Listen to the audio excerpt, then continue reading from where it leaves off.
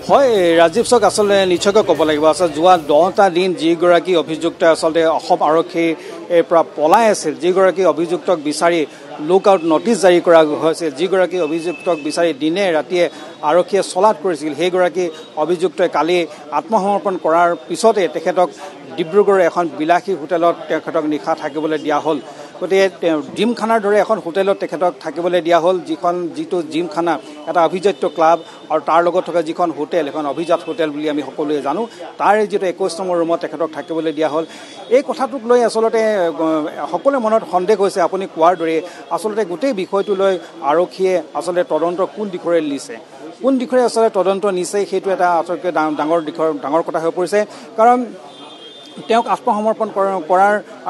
যিটো ভিডিঅ' আচলতে প্ৰকাশ হ'ল তাৰ পিছৰ পৰাই আচলতে আৰক্ষীয়ে যিখিনি আচলতে ব্যৱস্থা গ্ৰহণ কৰিলে প্ৰথমতে তেওঁ আত্মসমৰ্পণ কৰালে তাৰপিছতে তেওঁ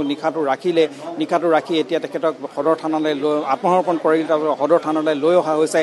এতিয়া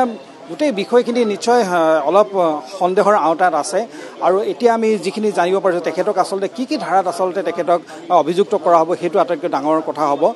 কাৰণ যদি তেখেতৰ ওপৰত আৰোপিত ধাৰাসমূহৰ যদি জোৰ নাথাকে তেতিয়া সহজতে বেল পোৱা ধাৰা যদি তেখেতক লগাই দিয়া হয় তেতিয়াহ'লে হয়তো খুব সহজে চুমি আৰু তাৰ্কিকে বেল পাই যাব কিন্তু এতিয়া আৰক্ষীয়ে তেওঁলোকক যে কি ধাৰা লগাব সেই আটাইতকৈ ডাঙৰ কথা আৰু কেনেধৰণৰ ধাৰাত তেওঁক অভিযুক্ত কৰা হ'ব সেইটো ডাঙৰ কথা আৰু কাৰণ তেওঁৰ ওপৰত কি অভিযোগ আচলতে অনা হৈছে সেইটো ডাঙৰ কথা আৰু এটা কথা হ'ল যে যিহেতু চুমি তাৰ্কিকক ইতিমধ্যে যিখিনি সোধা পোছা কৰিলে সেইখিনি সোধা পোছা কৰাৰ পিছত আমি দেখা পাইছোঁ যে ইয়াৰ যিগৰাকী আৰক্ষী অধীক্ষকগৰাকী তেখেত ইতিমধ্যে ইয়াৰ পৰা ওলাই গৈছে আৰু যতদূৰ সম্ভৱ চুমি আৰু তাৰ্কিকক এতিয়া যিহেতু হয়তো মেডিকেলৰ কাৰণে হয়তো লৈ যাব পাৰে কাৰণ ইতিমধ্যে গাড়ী সাজু কৰি ৰখা হৈছে আৰু ভিতৰত যথেষ্ট তৎপৰতা দেখা পোৱা গৈছে হয়তো যিকোনো মুহূৰ্ততে তেওঁলোকক হয়তো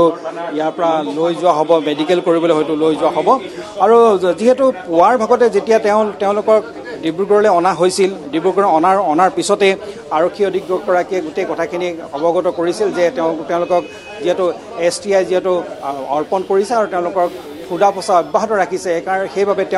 তেওঁলোকৰ বিৰুদ্ধে সবিশেষ ব্যক্ত কৰা নাছিল যে তেওঁলোকক ক'ত থোৱা হৈছিল ক'ত ৰখা হৈছিল ক'ৰ পৰা তেওঁলোকক পিক আপ কৰা হৈছিল সবিশেষ কোৱা নাছিল কিন্তু পৰৱৰ্তী সময়ত তেখেতে কম বুলি কৈছে কিন্তু এই মুহূৰ্তলৈকে আমাৰ হাতত যিখিনি তথ্য আহিছে তেওঁলোক দুইজনক যিহেতু এজনক যিহেতু তিয়ক আৰু আন শ্ৰমিক যিহেতু ডিব্ৰুগড়ৰ পৰাই পিক আপ কৰা হৈছিল আৰু দুয়োগৰাকীকে যিহেতু নিশা যিহেতু জিমখানা ক্লাবতে যিহেতু ৰখা হৈছিল আৰু এই বিষয়টো লৈ সকলোৰে মনত সন্দেহ হৈছে যে কিয় 10 দিনকৈ পলাই থকা দুগৰাকী অভিযুক্তক এনেদৰে এটা ক্লাবত ৰখা হ'ল এটা ক্লাবৰ জিমখানা ক্লাবৰ দৰে অভিজাত ক্লাব এটাৰ যিখন হোটেলত তেওঁলোকক কিয় ৰখা হ'ল অন্য কোনো জেগা নাছিল নেকি অন্য কোনো স্থান নাছিল নেকি তেওঁলোকক ৰাখিবৰ কাৰণে দেৱজিৎ আপুনি সংযুক্ত হৈ থাকক আমি আপোনাৰ জৰিয়তে আকৌ পোনপটীয়াকৈ সেই দৃশ্য দেখুৱাম কাৰণ চুমি আৰু তাৰ্কিক বৰাক স্বাস্থ্য পৰীক্ষা কৰোৱাৰ বাবে হয়তো লৈ যোৱা হ'ব কিছু সময় পিছত আমি দৃশ্যাংশ আপোনাৰ জৰিয়তে দেখুৱাই যাম এটা বাণিজ্যিক বিৰতিৰ সময় হৈছে